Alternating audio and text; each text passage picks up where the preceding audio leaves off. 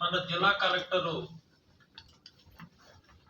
మల్లికార్జున గారు ఓటరు జాబితాలపై అన్ని నియోజకవర్గాల్లో అవకతవకలే కాకుండా విశాఖ నగరంలో అనేక భూ కుంభకోణాలకు కూడా ఈయన కారకుడు మీ అందరికీ తెలుసు. అందుకని చెప్పి ఎన్ని వైఎస్ఆర్ పార్టీ తొత్తుగా ప్రవర్తించడం వలన ఆయన్ని ఎన్నికల విధుల నుంచి ఎంక్వైరీ చేసి తప్పించాలని చెప్పి చీఫ్ సెక్రటరీ గారికి నిన్ననే, అదే రకంగా chief electoral officer Andhra Pradesh election commission of India వారి మీనా గారికి కూడా లెటర్ పెడతాం జరిగింది. దానికి ఉదాహరణగా విశాఖ నగరంలో దస్పల్లా భూముల విషయంలో కానీ, అలాగే హైగ్రేవా విషయంలో కానీ, అలాగే మాస్టర్ ప్లాను అనేక ప్రాంతాల్లో విఎంఆర్డిఏలో రూపొందించలేదు. విజయసాయి రెడ్డి గారి ఆఫీసులో ఈ మాస్టర్ ప్లాను రూపొందించడం జరిగిందని గతంలో నేను అనేక మార్లు చెప్పడం జరిగింది. కలెక్టర్ గారే గత 2 సంవత్సరాల నుంచి ఈ మాస్టర్ ప్లాన్ రూపొందించే సమయంలో విఎంఆర్డిఏ కమిషనర్ గారు కూడా ఈయనే ఉండటం జరిగింది. దానికి ఉదాహరణ రామానాయుడు స్టూడియో. నేను సుప్రీంకోర్టుని ఆశ్రయించి వాళ్ళు ప్లాట్లు వేసుకుని అమ్ముకోవటానికి ప్రభుత్వం నుంచి పర్మిషన్ తెచ్చుకుంటే మల్టీపర్పస్ జోను బీచ్ రోడ్ అంతా మాస్టర్ ప్లాన్లో పెట్టారు. వైఎస్ఆర్ పార్టీ నాయకులు మాటిని కలెక్టర్ గారు, అప్పుడు కమిషనర్, అక్కడ ఇప్పుడు ప్రస్తుతం ఇన్ఛార్జి విఎంఆర్డిఏకి, ఈయన మాస్టర్ ప్లాన్ వైఎస్ఆర్ పార్టీ నాయకులు చెప్పినట్లుగా ఈయన ప్రవర్తించడం జరిగింది. అందుకే సుప్రీంకోర్టులో స్టే తీసుకురావడం జరిగింది. ఈ రోజు రామానాయుడు స్టూడియో ఫ్లాట్లు వేసి అమ్మేస్తే, కొండలన్నీ పిండైపోతే, హౌసింగ్ స్కీములు వచ్చేస్తే, రేపు ఫర్దర్గా హిల్ 1 కానీ, హిల్ 2 కానీ, హిల్ 3 కానీ ఉన్న ఐటీ సెంటర్లు కానీ, అదే కానీ సాఫ్ట్వేర్ కానీ అందరూ కూడా గజం 70-80 వేల రూపాయలకి అమ్మేసుకుని ఆ రోజు 10 లక్షలకో 20 లక్షలకో ఐటీ కోసం, ఇంటి కోసం, డెవలప్మెంట్ కోసం విశాఖ నగరంలో ఇస్తే అవన్నీ ప్లాట్లు వేసుకుని పర్యావరణం పాడైపోయి ప్లాట్లు అమ్మేసుకుని ఈ భోగాపురంలో 2-3 కోట్ల ఎకరానికి వెళ్ళిపోతే విశాఖ నగరంలో ఐటీ పరిస్థితి, సాఫ్ట్వేర్ పరిస్థితి. అందుకే రామానాయుడు స్టూడియోని ఇళ్ల ప్లాట్ల కింద, హౌసింగ్ కింద అవ్వకుండా సుప్రీంకోర్టుకి వెళ్ళి నేను స్టే తీసుకొచ్చిన సంగతి మీ అందరికీ తెలుసు.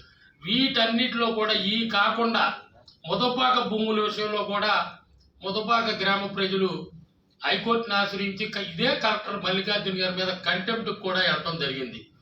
ఈ కలెక్టర్ గారు ఈ భూ కుంభకోణాలతో పాటు గతంలో మీకు తెలుసు విశాఖ తూర్పు నియోజకవర్గంలో సుమారుగా 40,000 ఓట్లు తొలగించారు. అదే రకంగా నార్త్ నియోజకవర్గం విష్ణు కుమార్ రాజు గారు కూడా పురంధేశ్వర్ గారితో పాటు వెళ్ళి ఎలక్షన్ కమిషన్ ఆఫ్ ఇండియాలో కంప్లైంట్ ఇచ్చింది. అదే రకంగా వెస్ట్ కాన్స్టిట్యున్సీ గణబాబు గారు సుమారు 40,000 ఓట్లు పోయినాయని ఆయన కూడా కంప్లైంట్ ఇవ్వడం జరిగింది. గణబాబు గారి నియోజకవర్గంలో అయితే ఇప్పటి వరకు ఎంక్వైరీ చేసి ఆయనకి నివేదిక ఇచ్చిన పాపాన పోలా. 4 రోజులు అయింది కలెక్టర్ గారు కంప్లైంట్ ఇచ్చి, ఎలక్షన్ కమిషనర్ కూడా కంప్లైంట్ ఇచ్చాడు. ఆయన 140 మంది వ్యక్తులు 4,000 ఓట్లు తొలగించడానికి ఫామ్ 7లో పెట్టారు వెస్ట్ నియోజకవర్గంలో. ఇప్పటి వరకు గతి లేదు. అందులో అక్కడ వైఎస్ఆర్సీపీ అభ్యర్థి ఆఫీసులో పనిచేసే గుమస్తాలు కూడా ఆ ఫామ్ 7లో ఇన్వాల్వ్ అయ్యి ఉన్నారు. కలెక్టర్ గారు ఇప్పటి వరకు ఈ 3 నియోజకవర్గాల్లో, రాష్ట్రం అంతా ఉంది ఇది, ముఖ్యంగా ఈ 3 నియోజకవర్గాల్లో కలెక్టర్ గారి ఇన్వాల్వ్మెంట్ ఉండటం వల్లే ఈ తప్పులు చేసినటువంటి అధికారుల మీద తగిన చర్యలు తీసుకోవట్లేదు. విశాఖ తూర్పు నియోజకవర్గంలో లాస్ట్ టైం కంప్లైంట్ ఇస్తే 2 బూతుల్లో 2 ఓట్లు ఒకే పిక్ నెంబర్, మామూలుగా 2 ఉండాలి. అలాగే ఒక పేజీ చూడండి ఎన్ని డిలేషన్ ఉన్నాయా, బోనస్ ఎన్ని ఓట్లు ఉన్నాయి చూడండి డిలేషన్ ఒక పేజీలో.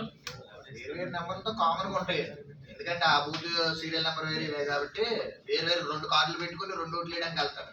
కానీ ఏంటంటే ఒకటే కార్డు వేరు బూతులు అన్నమాట. అక్కడికి వెళ్ళి అదే కార్డు 2 కార్డులు తీసుకెళ్ళక్కర్లేదు, ఒక్కటే సరిపోద్ది కదా. మన కార్డు సరిపోద్ది కదా, 2 బూతులకి ఒక కార్డు పెట్టుకుని వెళ్ళిపోవచ్చు. వేరు బూతులు కదా సార్, అందుకే వేరు బూతులు కదా. వేరు బూతులు కదా. ఏదో చేసేసుకుంటాడు, చేసేసుకుంటాడు, చేస్తున్నాడు. డూప్లికేట్ అయితే వేరే ఎపిక్ నెంబర్ ఉండాలి. వేరే ఎపిక్ నెంబర్ ఉండాలి. ఇప్పుడు ఒకే ఎపిక్ నెంబర్ తో 2 ఓట్లు ఎక్కడా లేదు ఆశ్చర్యం. పేరు డూప్లికేట్ అయితే కానీ ఎపిక్ నెంబర్ ఎప్పుడు డూప్లికేట్ అవ్వదండి, ఎందుకంటే ఒకరికి ఇచ్చిన కోరిక ఎవరు కాబట్టి.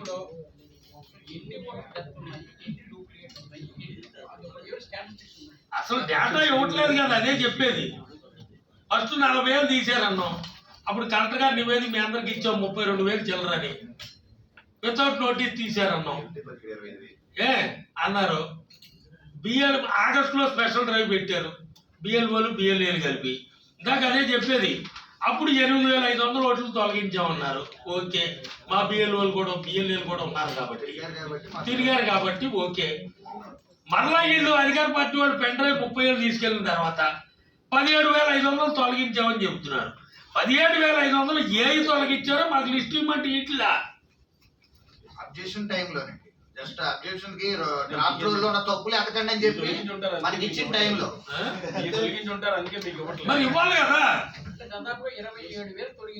అంతేనే 18,500 ఇది కలిపి 17,500 5,000 కలిపి ఇంటింటికి తిరిగిన ఎస్ఆర్సీ స్టార్ట్ అయిన కాడి నుండి మన జనవరి 5 లిస్ట్ రిలీజ్ అయ్యే టైం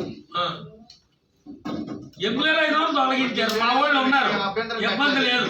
మా బిఎల్ఏలు ఉన్నారు, మా నాయకులు ఉన్నారు.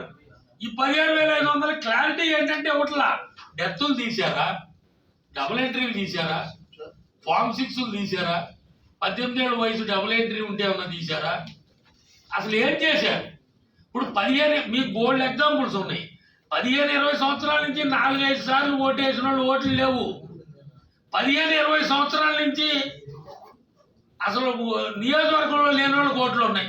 ఇగో పెదవాళ్ళచేరులు ఉన్నాయి, శివాజీపాలెంలో ఉన్నాయి, అల్లోవాళ్ళు ఉన్నాయి, డైపు ఆదర్శనాలు ఉన్నాయి. డేటా ఏమన్నా సరే ఏదో పేరు ఆడు అప్లై చేసిన నెంబర్ ఇస్తాడు, ఆ డోర్ నెంబర్ కూడా ఏమి ఇవ్వడు. అది ఎక్కడని మేము ఎత్తుకోవాలండి, అది నిజమా కాదని తెలుసుకోవడానికి. ఫామ్ 6 వచ్చింది అంటాడు కొత్తది, ఏంటి ఏ డోర్ నెంబర్ తో వచ్చిందంటే డోర్ నెంబర్ ఇవ్వడు. పలానా శివ పెట్టాడు, శివ అంటే ఎక్కడోడండి, అమీపీలో శివ అంటే ఎంతమంది ఉంటారు. అది ఎప్పుడో ఇచ్చారనుకోండి, అది నిజంగా దొంగ ఓటా లేకపోతే ఒరిజినల్ ఓటా అని మా బిఎల్ వెళ్ళి ఎంక్వైరీ చేసుకుంటాడు. ఆ లిస్ట్ డోర్ నెంబర్ తో చక్కగా ఇవ్వండి అంటే ఎవరు ఓన్లీ అంటే అప్లై చేసిన అప్లై నెంబర్ ఇస్తామండి చూసుకోండి అంటాడు. అప్లై నెంబర్ ఇవ్వడం ఏంటంటే మొత్తం డీటెయిల్ చెప్తే మా బిఎల్ఏ వాళ్ళతో పాటు తిరుగుతాడు కదండి. ఎవరు తొలగించిన వాళ్ళతో ఎపిక్ నెంబర్ ఇస్తానంటాడు, డోర్ నెంబర్ ఇవ్వని అంటాడు. ఇదేంటంటే ఎపిక్ నెంబర్ ఇస్తే మెయ్యండి, మేము ఎక్కడ ఉందో ఆ బూతులు ఎక్కడ ఉందండి, ఎన్ని ఓట్లు ఎత్తుకుతామండి. ప్రతి మంగళవారం మీటింగ్ రమ్మన్నారు, ఎందుకు పెట్రోల్ దండ కానీ మా ఊడి అందలేదు. ఎందుకు ఏమి ఇన్ఫర్మేషన్ అడిగిన ఇన్ఫర్మేషన్ ఇస్తే అది మాకు గౌరవం. అసలు ఏంటంటే మేము ఎంక్వైరీ చేసుకోవాలి. నిజమైతే సంతోషమేనండి, కానీ మేము ఇవన్నీ మనం అడిగిన ఇన్ఫర్మేషన్ ఇవ్వకపోవటం వల్ల మాకు అనుమానం కలుగుతుంది. ఎట్టి పరిస్థితుల్లో కూడా వైసీపీ తొత్తుకున్నటువంటి ఈ కలెక్టర్ గారిని ఎంక్వైరీ చేసి ఎన్నికల విధుల నుంచి తీసివేయాలి. ఆల్రెడీ నేను కోర్టులో కూడా వేయడం జరిగింది, హైకోర్టులో రిట్ పిటిషన్ ఆల్రెడీ వేసి ఉంది. తొలగించమనండి, మామూలుగా అక్రమాలు జరుగుతున్నాయి అని. ఇప్పుడు మా ఓటర్ లిస్టుల్లో ఇప్పుడు తొలగించమని కూడా వెళ్తాం. చీఫ్ సెక్రటరీ గారికి లెటర్ పెట్టాం, ఎలక్షన్ కమిషన్ పెట్టాం. అల్లే యాక్షన్ తీసుకోకపోతే తప్పకుండా కోర్టుకు వెళ్తాం. ఇప్పుడు విశాఖ నగరంలో ఈ తెలుగుదేశం పార్టీ వాళ్ళకి ఇబ్బందిగా ఉంది. నా నియోజకవర్గం కాదు, అన్ని నియోజకవర్గాలు ఉన్నాయి. ఫర్ ఎగ్జాంపుల్ మీకు గణబాబు గారు చెప్పాను, విష్ణుకుమార్ రాజు గారు పలుమార్లు